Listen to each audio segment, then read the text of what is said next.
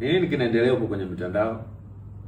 Kwa hiyo Chief Godlove ameleta drama, si ndo maana yake, kwa sababu wajumbe tulichokuwa tumekiona huku mtaani ni kubebwa magari yake ya gharama ambayo watu wakasema kwamba anarudi kwa tajiri mwenye nayo, wala magari sio yake na nini.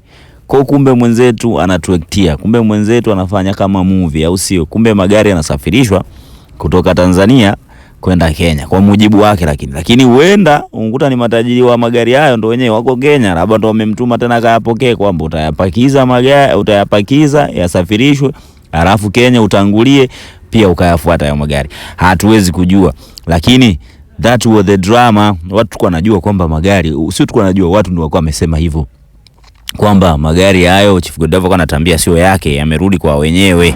Pio pio pio pio pio pio pio pio pio pio pio pio pio. Mashine hii hapa.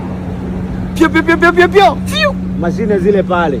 Sasa ulizia bei ya kulipia ushuru wa kuzitoa gari kutoka Kenya, kutoka Tanzania kuja Kenya. Mafuta ulizia. Na gari zimekuja zimebebwa, zimelipiwa $20,000 kutoka Tanzania kuja Kenya.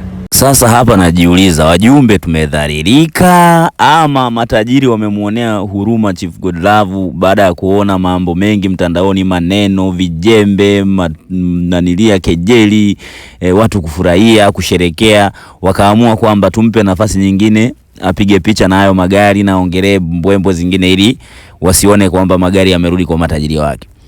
Mimi bado nitakuwa wa mwisho kuamini kwamba ni kweli ameyasafirisha magari kwenda Kenya kutoka Tanzania ili akayatumie kule Kenya. Hivi mnajua kwamba nyie Chief Godlove tangu amezaliwa, tangu tumemjua akitamba kwamba tajiri, amjai kumuona hata akienda Dubai? Mwahi kujiuliza hicho kitu ni kwa nini?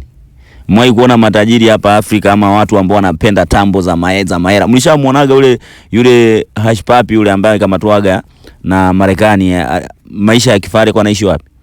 Dubai. Huyo amwahi kwenda?